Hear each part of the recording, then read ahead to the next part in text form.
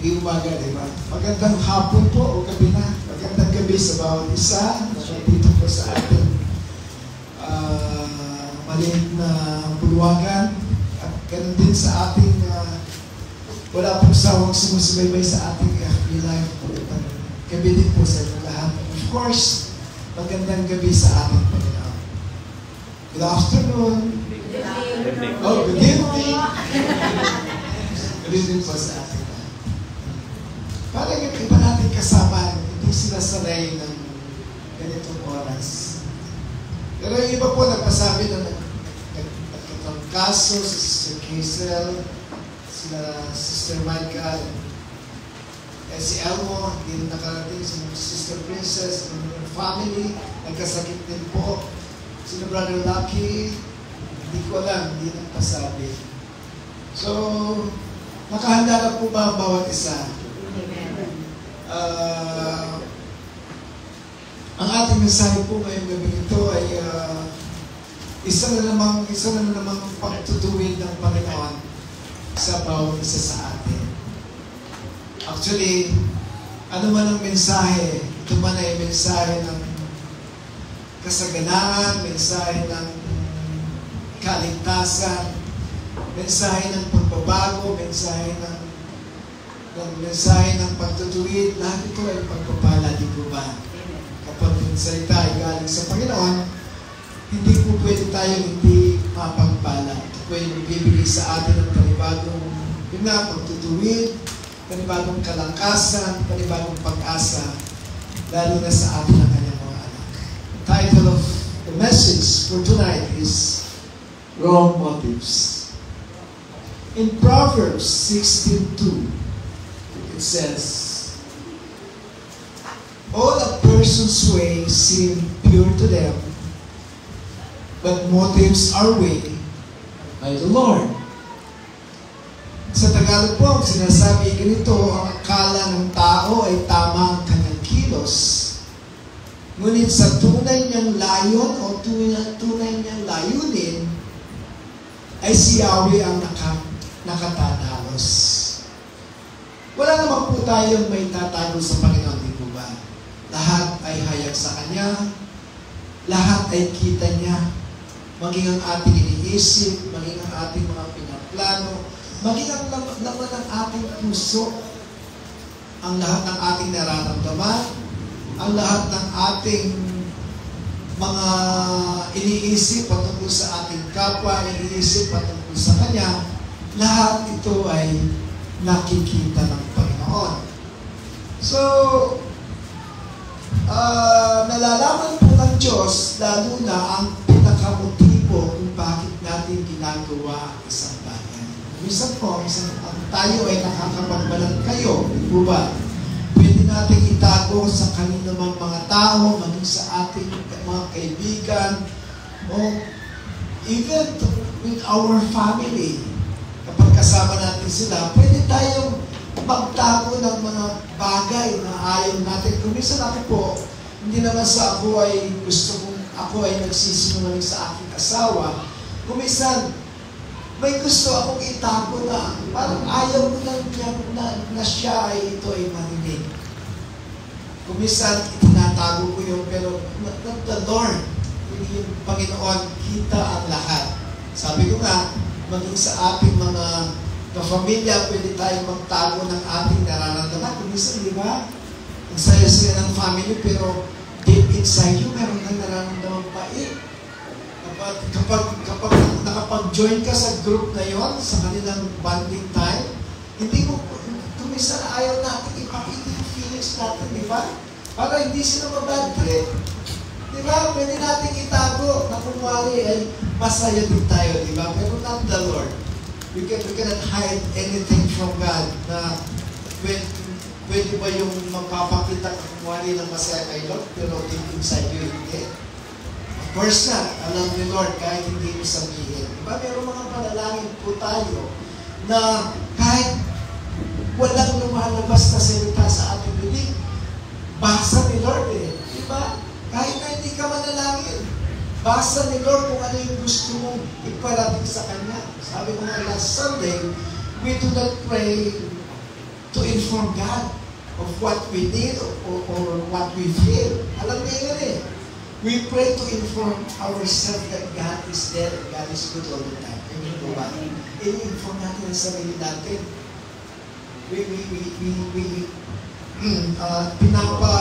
Pinapaalam natin sa sarili and we remind ourselves na nandiyan si Lord. Manalangin ka. Not to inform God. Alam na ni Lord eh. Nandiyan nga yung sagot niya eh. But we pray to show God that we have faith in Him. Amen po ba? Kasi when we don't pray, paano na yung faith mo, di ba? Paano na yung faith mo na yung trust mo? Paano? You have to show that to the Lord. Di ba? Especially us, Christians, na mayroong deep relationship with God, mayroong bang relasyon na walang communication? Wala. When we pray, yun ang paraan para na tayo ay nakakausap natin ng Panginoon, di ba? Amen. Amen. Amen. So, back to our message. So this verse highlights the tendency for people to justify their actions, viewing their own conduct as righteous while overlooking the underlying motives that God examines.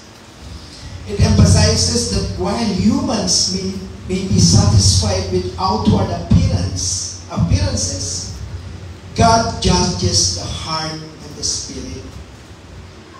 The saying goes like this: the end does not justify the means. Alam po ba natin kung ano yun? Ibig lang po sabihin, like the famous Robin Hood. Ano ba yung trabaho ni Robin Hood doon? Kami ni Papa Albert, alam namin yun. Si Robin Hood po, magnanakaw siya. Pero yung mga ninanakaw niya, itinutulong niya sa mga mahihirap. Pero sa mga taong kalsada, ganyan, sa mga pulubi, tinutulong niya yung mga yung mga nakaw niya. Pero kung titingnan mo, hindi tama eh. Diba? Sabi ko nga, the end does not justify the means. Hindi ko mo, ang mga ninakaw mo ay pinagtutulong mo, tama na yun. Tama nga yung sinabi ni Lord dito, but motives are weighed by the Lord. Hindi ko nakakatulong ka, pero galing sa nakaw naman, in the eyes of the Lord, hindi rin po yung tama. Tutulong tayo ng kaunti para matakpan ang ating kawalanyahan. Sorry for the word. Kuminsan, akala natin na natatakpan ng ating mga kakunting ginagawang mabuti yung mga bagay na kapalpakan na ginawa natin. In the eyes of the Lord, hindi po katatakpan yun. Hindi pa rin kayang takpan. Siguro mas maigi na humingi ka na lamang ng patawad kay Lord. Ang sabi nga sa 1 John 1:9, that ang Diyos po ay tapat at siya nagpapatawad sa lahat po ng ating mga kasalanan. Diba? Huwag ka lang magkunwari. Huwag mo nang takpan. Kahit huwag mong takpan, makikita pa rin ni Lord. The best thing to do is to ask for His forgiveness. Amen po ba? Amen. So, maaaring maitago sa tao, but not in the eyes of the Lord. Kasi tinitipag ni Lord yung puso mo habang pinapakita mo yung iyong mga ginagawa.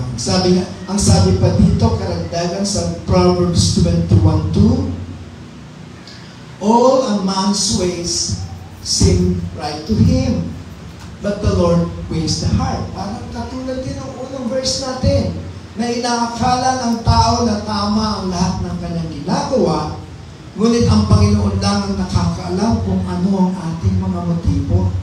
Sabi ko nga, pwede tayo magkumari, pwede natin itago sa ating mga kapwa-tao, pero kita pa rin ang Panginoon.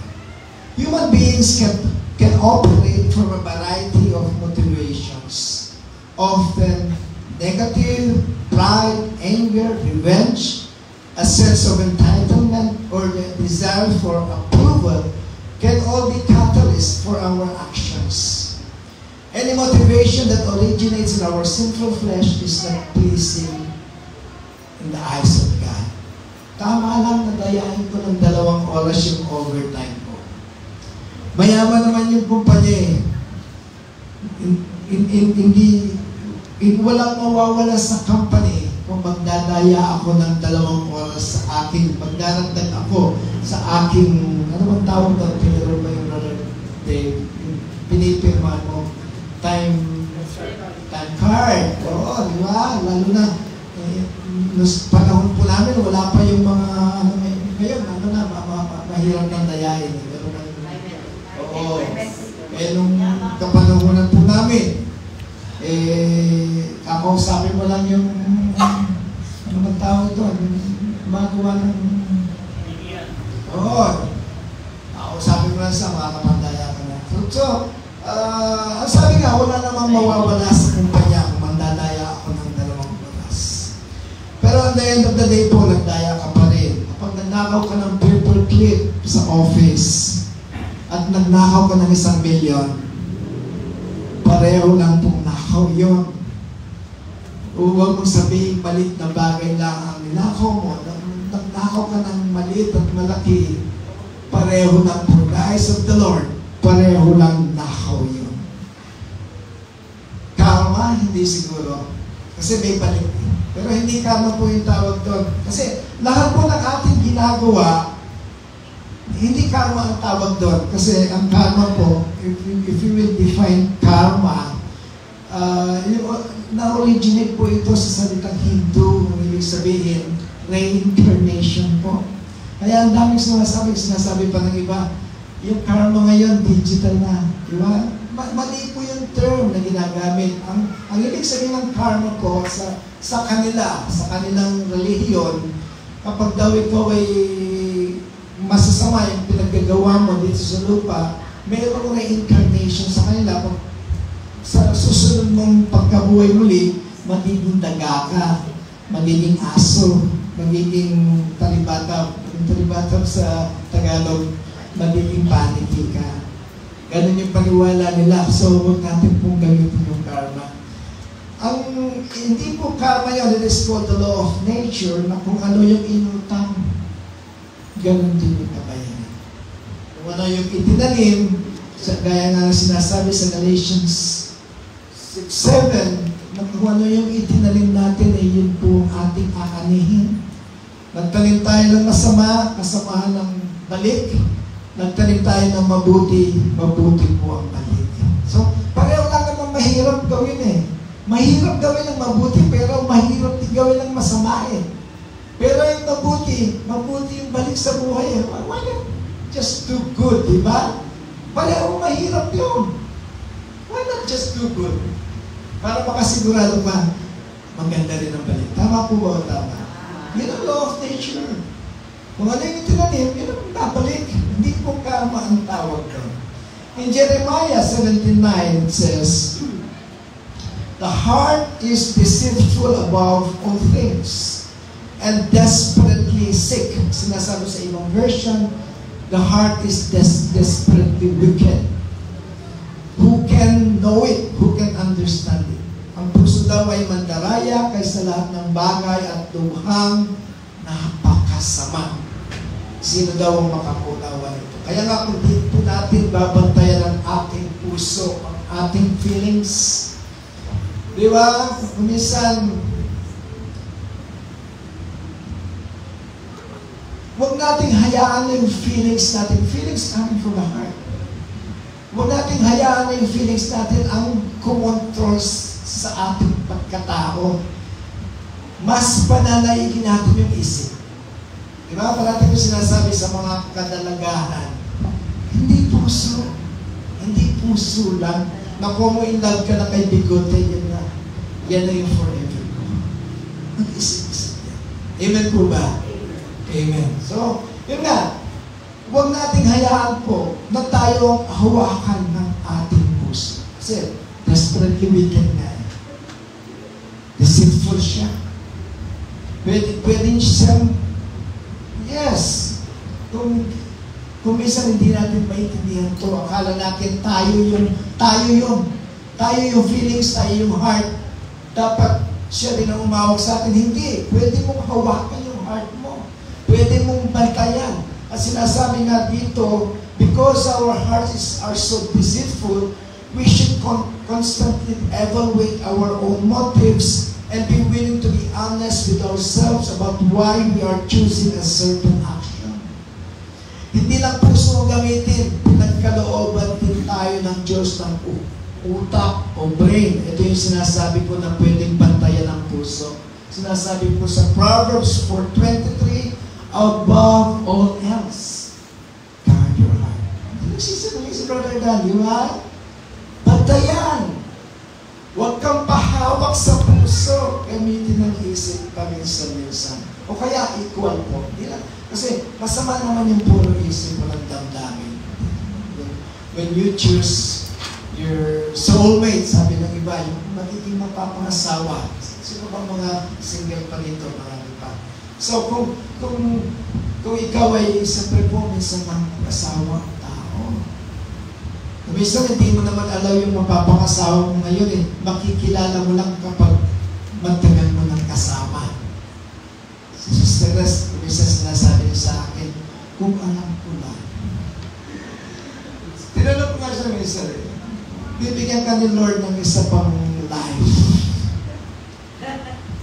Will you again choose me? Sabi niya, iba naman.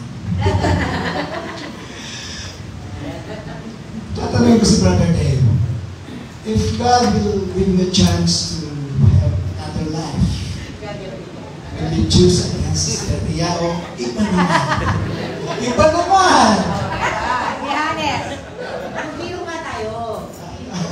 Hindi ka pipiliin tayo. Kasi may isip tayo.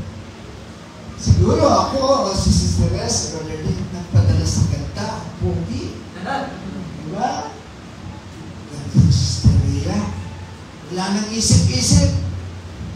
Pakakasalan ko na yan. Kaya nung pang-asawa niya, lalo palang maganda yung ugali. Blessing. Blessing. So, ganun nga po, sa mga kadalagahan o kabinataan, kapag in love ka, samutanan niya yung isip. Dapat pa siya talaga. Di ba? Amen po ba? Amen. So, in James 4:3, ang sabi po dito, yung ating maling motibo po, yun ang humaharang kay Lord para hindi tayo pagbigyan sa ating mga panalangin. Nakasulat yun sa James 4:3. Sabi dito, when you ask, when you pray, and you do not receive, kapag ikaw ay nananalangin at hindi mo ito natatanggap, sabi dito, because you ask for wrong motives. Yan ang ating title, di ba? So, ito yung susi. Para sabihin mo sa iyong sarili, I'm 100% pakikinggan ako ni Lord kasi malinis yung motibo ko eh. Yan ang susi siguro. Sabi dito, because you ask with wrong motives, that you may spend what you get on your pleasures. Maging sa ating panalangin ay tinitimbang din ng Diyos ang ating mga motibo kung tama nga o mali. Kayo humihingi at hindi tumatanggap. Ang sabi dito, sapagkat humihingi kayo sa masamang motibo, masamang dahilan, upang gugulin ito sa inyong mga kalayuan. Kapag alam mong hindi ka aya-aya sa Diyos ang iyong gagawin, siguro huwag ka nang manalangin. Hindi naman kasi magsintil Lord ang Diyos.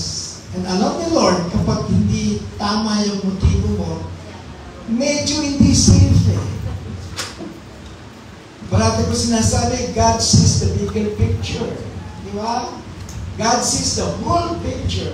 Ang nakikita lang natin, kakaunti. Actually, the Lord is already in the future. Kita niya kung makakamali ka o hindi. And when we pray with wrong motives, hindi ka niya pinakikinggan kasi alam niya yung mangyayari. Mahal ka niya eh. Kasi when you have wrong motives, baka sakaling yung motibong yon, kasi kapag will ni God, Yun ang the safest place, di ba? If you want the safest place, go to the will of God. The safest place is under, and when you are under the will of God, di ba? And when you have those bad motives sa inyong panalangin, kaya hindi ito pinagkakaloob ng Diyos, alam niya, ikakapahamak mo lang eh. Di ba? Tama po ba o tama? Tama. So, Lord, ang yabang ng kapitbahay ko eh. Meron siyang bagong kotse eh. Pwede lang, Lord, bigyan mo ako ng mas mahal doon sa kotse niya. At bigyan ka ba ni Lord? Oo, hindi. Hindi. Wrong motive eh. Mali yung motibo mo eh. May kasamang inggit. May kasamang gusto mo. Hindi ka pwedeng magpalaya. Actually, when you ask the Lord for something or anything with good motives, kahit na kotse pa yan, ipagkakalog niya. Lord, bigyan mo ng kotse. Kailangan namin. Hindi for luxurious na mga lakad. Kailangan po ng family ko, Lord.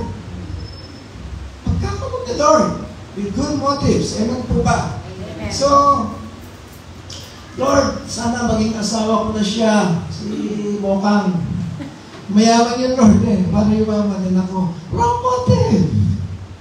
Pero kapag sinabi mo kay Lord, Lord, sana sagutin ako ng oo ni Mokang kasi love na love ko siya. Of course, Lord.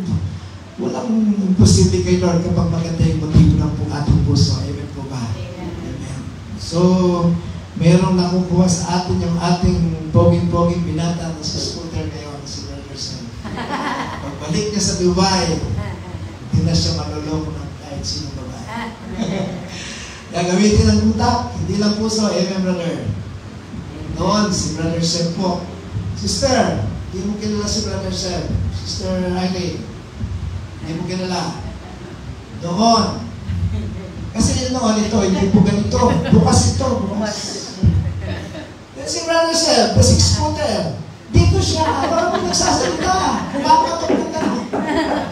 Number one problem po. Pero ngayon, gentleman. So, praise the Lord, praise the Lord.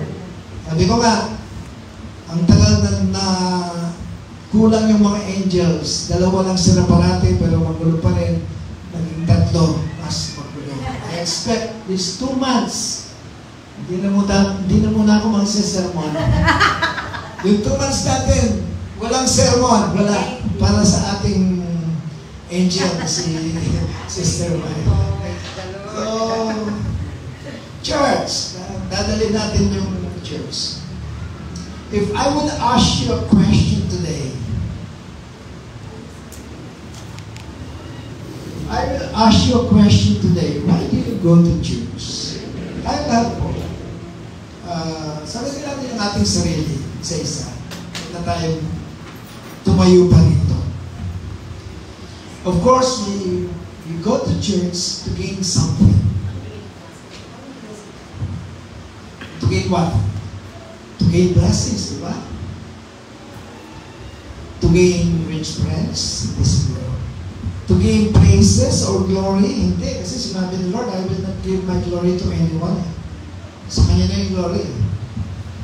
Actually, if you are what we call a baby Christian, baka pwede pang unawain natin kapag ganoon ang kanilang motibo sa pagpunta sa church, sa pag-attend to be blessed, to be comforted, to gain blessings. Kapag ikaw ay baby Christian, pwedeng okay na. But, kung ikaw ay natagal-tagal na rin nakakarinig ng mga salita ng Diyos, lahat na yata ng mga mensahe ay narinig mo na, siguro, pwedeng mag-upgrade naman yung reason mo why you attend the church. Kasi, being a Christian is already a blessing, di ba? Being a servant of Christ is already a big privilege po. Ano pa hinihintay natin when we go to church to be blessed? Hindi siguro. Kasi we are so blessed. already. Ang sabi dito, narinig na ng ating mga kapatiran dito na sinabi ko, a baby Christian thinks of what the church can give to him. Diba yung sinabi kanina, a baby Christian attends to be blessed, to be comforted, to be to meet new friends. Ganun yung mababaw yung mga dahilan niya kung bakit siya uma-attend. Pero given na po yun, dumaan tayo lahat doon. Pero hindi po nananatiling sanggol yung mga Kristiyano. Nag-grow, nag-mature. Sabi na dito, while a mature Christian thinks of what he can do for the church. Sabi ko naman, siguro sa unang attend mo, pangalawa, pangatlo, pang-apat, I will treat you as a visitor, as a church guest. Pero yung panlima, mag-isip-isip ka naman gagawin mo. Kasi the church is, the one definition of church is kumakatawan kay Kristo. Tayo po katawan ni Kristo eh. We all have actually, I am praying in this Saturday, sa next Sunday, yung magiging topic natin ay yung mga ating pwedeng gawin sa iglesia. Yung mga ating tinanggap na spiritual gifts na tinatawag ay gagamitin ni Lord yan para sa ikalalago ng kanyang iglesia. Para maparami pa yung mga makakilala sa kanya at tumanggap sa kanya bilang Lord and Savior. Tayo po ang inatasan na gumawa noon. All of us here, hindi po lahat pwedeng maging pastor. Malalaman natin yon 2 weeks from now, kung ano yung ating pwedeng maging gagawin sa church ayon sa gift na natanggap natin. So, dito po, sabi ko nga, kapag pang-5 beses ko lang nag-attend, mag-isip-isip ka ng maitutulong kasi isa ka na sa mga kumakatawan sa katawan ni Kristo. Kumakatawan kay Kristo. Diba? Ang mga naunang kumatawan ay ang mga disciples. Wala na yung mga disciples. Sino pa yung kakatawan muli? Tayo na po. Kapag tumigil po tayo sa paggawa, sa kung ano man yung mga task na ating mga ginagawa, titigil yung paghahari ng Diyos sa lupa, and God will not be happy about the ministry kung tayo po ay titigil. Kaya po itinayo yung ministry para mapalawak yung kanyang kaharian sa lupa. Amen po ba? Amen. So dito po, alam na natin to. So, tayo po na lahat na yan, medyo mag-isip-isip kung tayo ay hindi po nag-grow yung ating pananaw when we attend the church, kung tayo ay nanatiling baby Christian, tayo yung kailangan mag-isip-isip dahil parang wala pong pinatutunguhan ang ating pagiging Kristiyano. Those involved in ministry must stay alert to this tendency towards selfishness, because ministry begun for pure reasons can quickly devolve into selfish ambition if we do not guard our hearts. Kasi kapag nanatili kang baby Christian, magiging selfish ka. Kasi all you think is to be blessed. Paano na yung mga churchmates mo?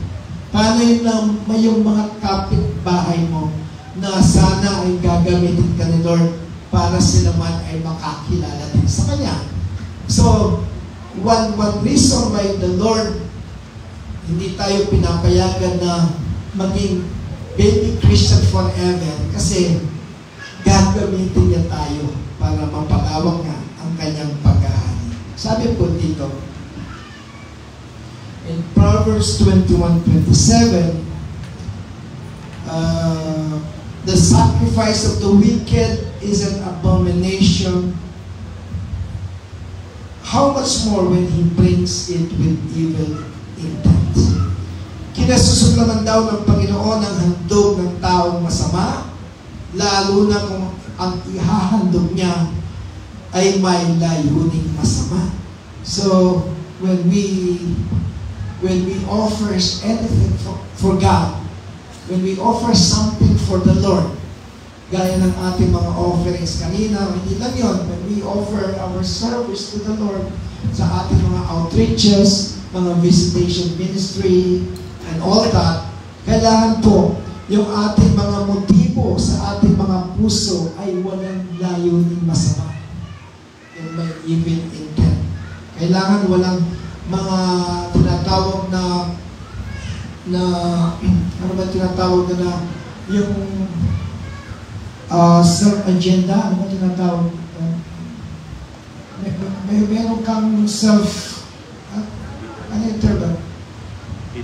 Hidden agenda. Hindi pwede sa ministry yun. Yung tumutulong ka kasi meron kang nakatagong self-interest para sa iyong pagtulong sa ministry. Hindi po pasado kay Lord yun. Kapag when we serve the Lord, kailangan po nawawala yung ating sarili. Nawawala yung pagka-special natin. Sino yung special? Of course, the Lord. Kasi siya po yung ating pinagsisitihan. Ang sabi po rito, God is not fooled by our selfishness and is a discerner of the thoughts and intents of the heart. We can easily fool ourselves about our own motives. We can pretend that we are choosing certain actions for God or the benefit of others, where in reality, we have selfish agenda or selfish reasons. In 2 Corinthians, malapit na po tayo magtapos. Hindi naman po matagal yung ating mensahe ng gabi. In 2 Corinthians 9:7, ang sinasabi po, each one must give as he has decided in his heart, not reluctantly or under compulsion, for God loves a cheerful giver. Ang sabi po rito, ang bawat isa sa inyo ay magbigay ng ayon sa sariling kapasyahan. When nung nilibot po natin yung ating supot dito kanina, sarili niyong kapasyahan na nagbigay, di ba? Well, ang sabi dito, not reluctantly, nagpasya kayong magbigay ng walang pag-aatubili, hindi hulong-sulong, hindi parang ano yung contest sa Itbulaga, bawi. Laban o bawi. Laban o bawi. Di ba? Hindi, walang bawi. Laban lang. Di ba? Bigay lang. Kasi nagpasya ka, ito ay para kay Lord. Kailangan walang pag-aatubili. Kasi when the Lord bless you, hindi siya nag-aatubili. Amen po ba? Wala siyang pag-aatubili nung i-bless tayo. And when He commanded us to bless the church, nag-atubili ka, parang hindi po fair kay God yun. Sabi nga dito, or under compulsion, at hindi sa pilitan. When the Lord gave you something, hindi siya napilitan man lamang. Buong puso niya pinagkakalaw kung ano man yung gusto mo naggaling sa Kanya. In return, kapag po tayo ay nagbibigay kay Lord, take note, hindi lang po pera. Even in our service, walang pag-aatubili. Like Sister Rhea. Kahit na nung Sunday, parang mayroong mga kabalpakan sa aming mga ginagawa. Pero laban lang, share lang ng share. Hindi affected. Di ba? Kasi kapag nagka-affect ka, nagka-away kasi parating sumisingit. Huwag tayong magpa-apekto. Hindi makakasingit yung kaaway. Ang sabi nga dito, dahil mahal ng Diyos ang mga nagbibigay ng may kagalakan. God loves a cheerful giver. When you give, nakatawa. Hindi yung, sayang naman to. Pagpili mo ng show out to sa 7-11 eh. Sige, bigay ko na nga. Hindi ka doon. Diba? Sa iyong pagbibigay, higit pa doon sa show out ang matatanggap mo kay Lord kasi hindi man po tayo humihingi ng kapalit kay Lord. But the Lord is so generous po. He is a generous God.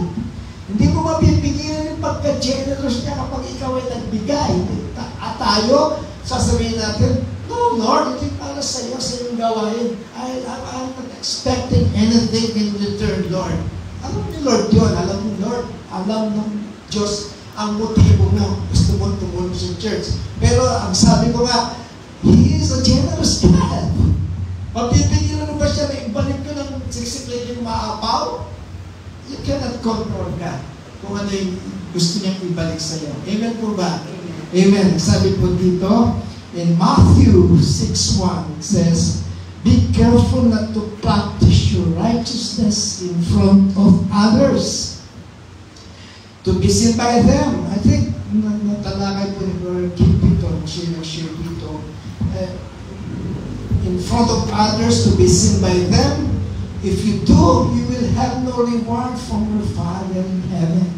Even when we give, God weighs the heart. Even when we offer, even when we donate something, even when we serve the Lord, God weighs the heart. More than our actions, more than of what we help, what we give, more than of what we lend a hand to anybody, to give pesos, dollars, more than those. Mas matimbang kay Lord kung ano yung tunay mong motibo, kung bakit ka tumutulong, kung bakit ka nagbibigay. Mag-ingat kayo, ang sabi dito, at baka ang paggawa ninyo mabuti ay pakitang tao lamang. Sapagkat kung ganyan ang ginagawa ninyo, wala kayong matatanggap na gantimpala mula sa inyong amang nasa langit kasi you already have received your reward. Sabi po, na-receive mo na yung reward mo, sumikat ka na eh. Ano pang hinihintay mo? Lord, bakit mo hindi mo ako tinumbasan yung pagtulong sa aking kapwa? Eh, nag-selfie-selfie lang naman ako habang tumutulong ako. And the Lord will answer you back. You have received your reward. You have received your reward.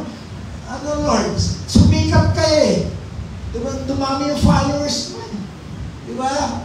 You have received your reward. Kaya ba, tayo po maging sa motibo ng ating pagtulong. Kailangan, just for the sake na makatulong ka, yun lang naman ang acceptable reason kay God. Ano po yun?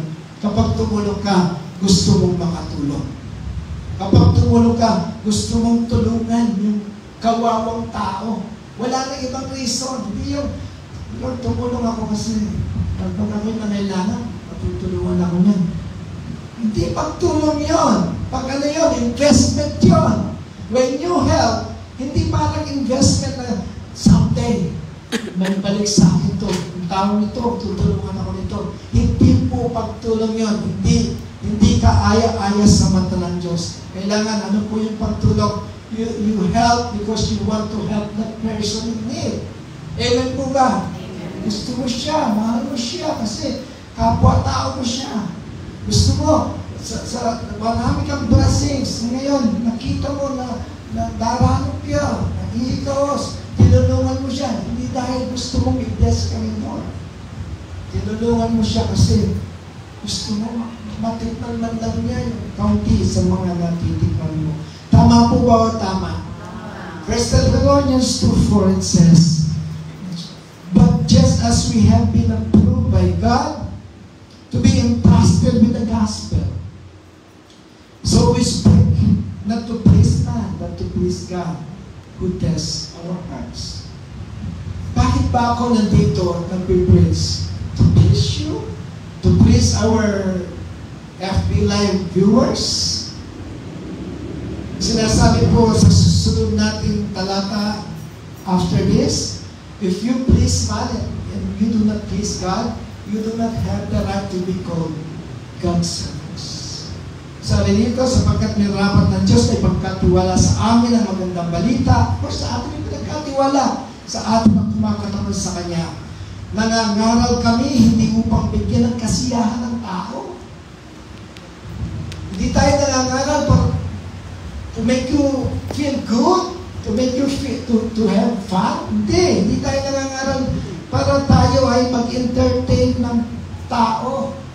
We do not preach to entertain people, we preach to preach.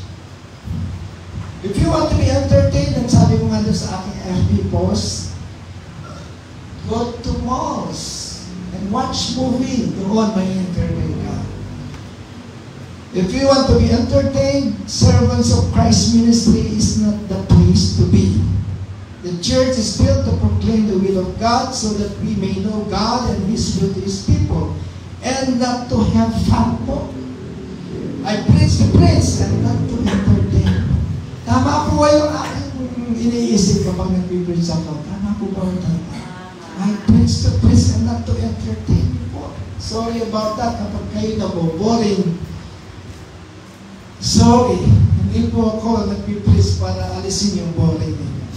So, but just as we have been approved by God to be entrusted with the gospel, so we speak not to please man, but to please God who tests our hearts. Kasi, habang ako'y nag-preach dito, mas malaki po yung ano man tawag, mas accountable po ako kaysa sa inyo na listeners na. Kasi habang ako'y nag-preach, God is testing my heart. Ano ba yung matibong tao ito? At sinasabi niya yung mga kalooban ko, yung mga salita. Mas accountable po ako sa inyo. Mahirap po yung preacher.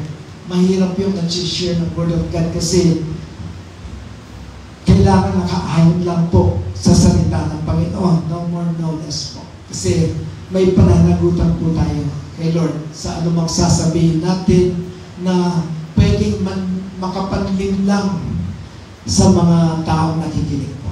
Amen po ba? Amen. Sabi po sa Galatians 1:10, obviously, ano sinasabi ko po, obviously, I'm not trying to win the approval of people, but of God. Sabi po dito ni Pablo, if pleasing people were my goal, I would not be Christ's servants. Huwag ninyong isipin na ang nais ko ay malugod sa akin ng tao. Hindi. Sabi ni Pablo, ang nais ko ay malugod sa akin ng Diyos. Kung ang ikalulugod ng tao ang hinahanap ko, hindi ako tunay na lingkod ni Kristo. So, tama ba yung sinabi ko, I'm here not to entertain people? Tama po dahil. Tama po. Okay. Here are some specific questions to help us evaluate our own motives in serving God. Habang binabasa ko po 1 to 5 lang to, isa-puso natin. Isipin natin, evaluate ourselves. At saan ba ako dyan? Tama ba na ako yan? O ako'y safe naman na hindi ako yan? Sabi sa number 1, if no one ever knows what I am doing, giving, serving, sacrificing, will I still serve God? Tanongin mo sa sarili mo. Kapag walang nakakita, kapag walang FB Live, will you continue serving God? Kapag walang limelight, will you still serving God?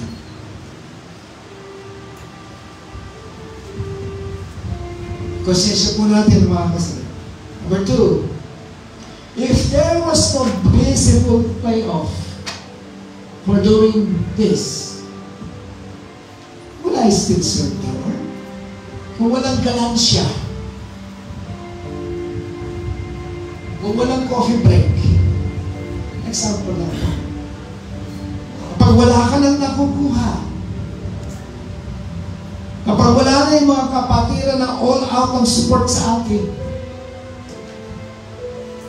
patuloy pa ba tayo?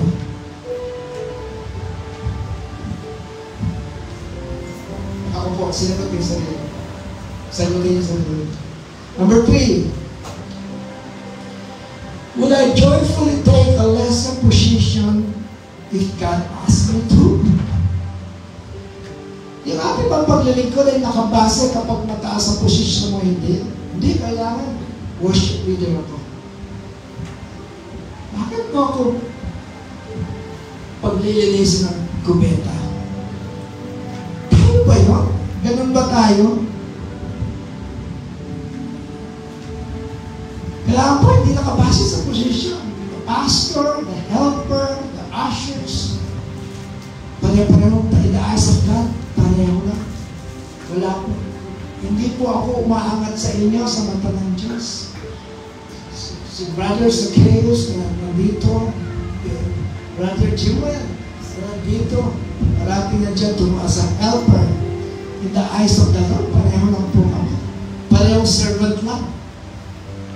Kaya wala po sa posisyon yan. Be blessed. Kasi sino ba tayo para paglingkuran ng Diyos, di ba?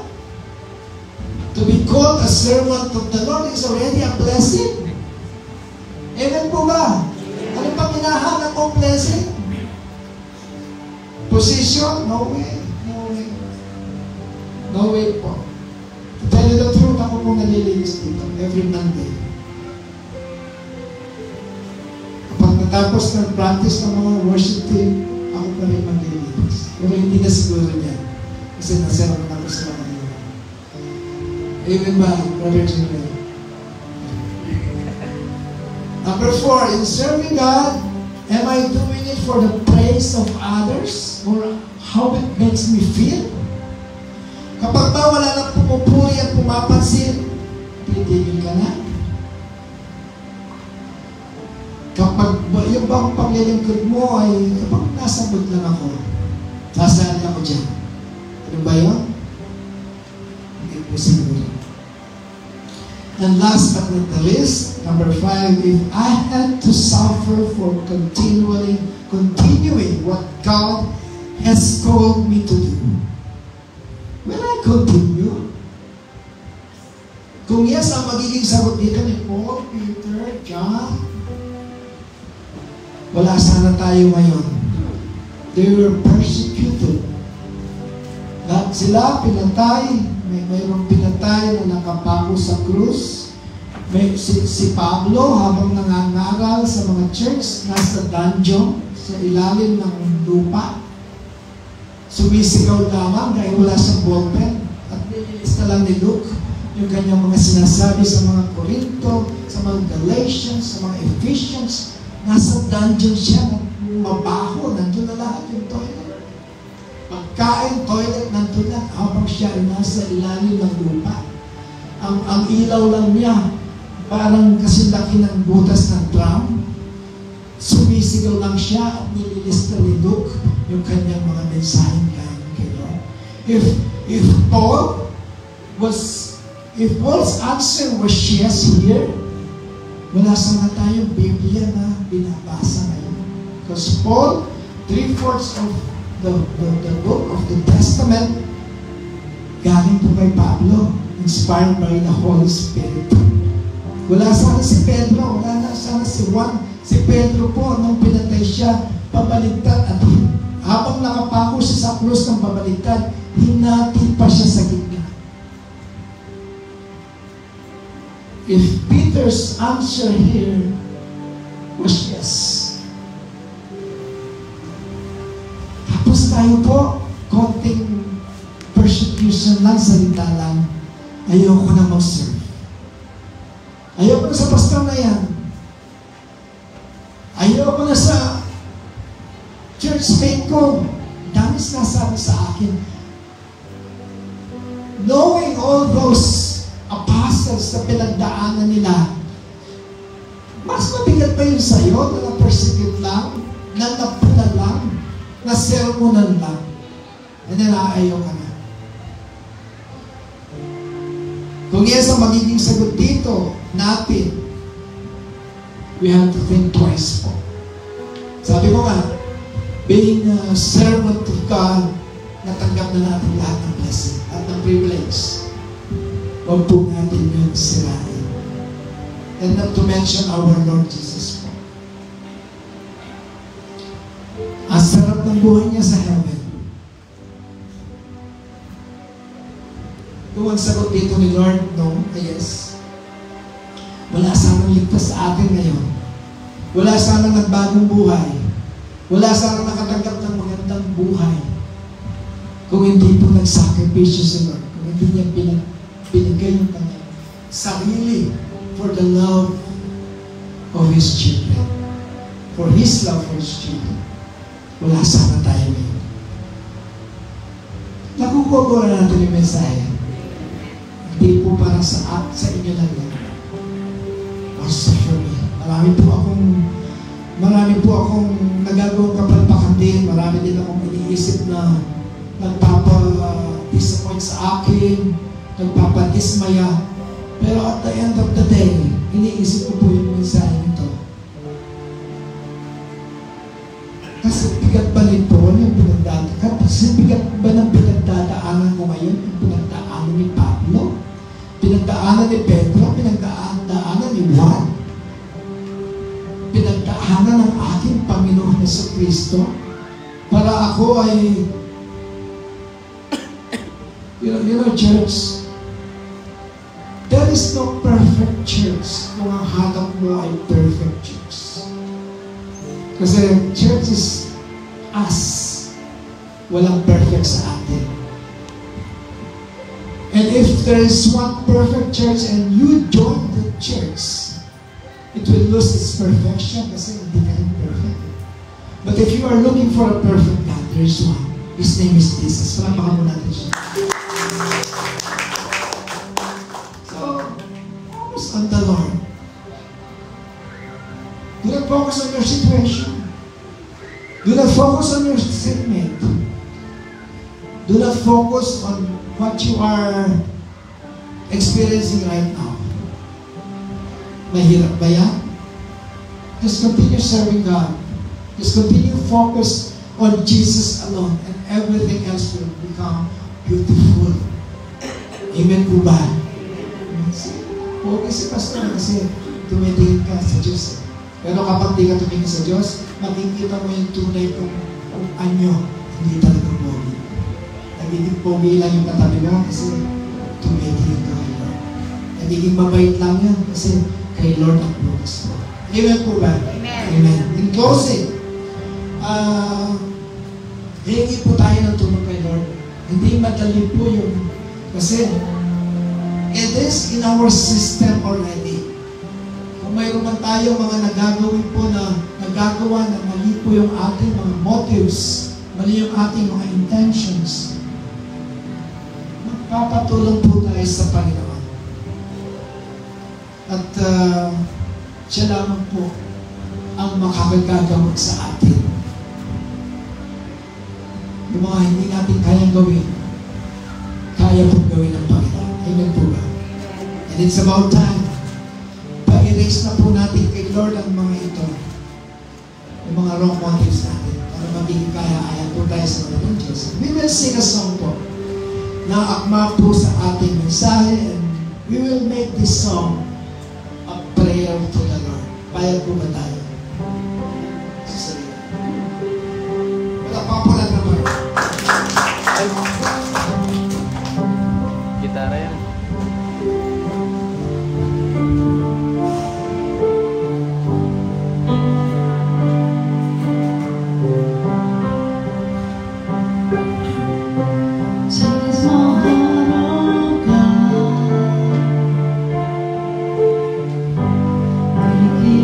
Never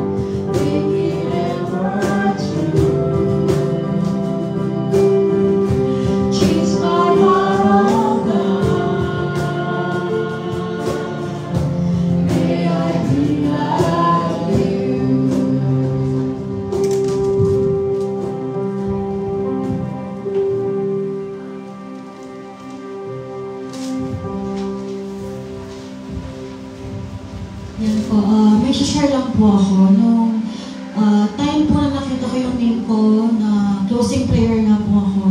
So, I've searched po from the Bible. And talagang nakaka-amaze the Lord. Kasi yung verse na nahanap ko is na banggi ni Pastor, yung Proverbs 4:23. Above all else, guard your heart, for everything you do flows from it. No, so one spirit po talaga. So nakaka-amaze and that is good po. So let's pray po for our closing prayer. So tayo po tayong lahat. And nagdamin po natin itong panalangin po. Heavenly Father, we pray that our church will grow in wisdom, knowledge, and love for you. Help each of our members deepen their faith and live a life that reflects your truth. May we be filled with your spirit and bear fruit that blesses others and honors you. Lord God, we ask that you open our hearts and minds to receive your wisdom and truth. Help us to grow in understanding and live lives that reflects your love and grace to others. May we be deeply rooted in your word and powered by your spirit to walk faithfully in every season. In Jesus' name we pray. Amen. Amen.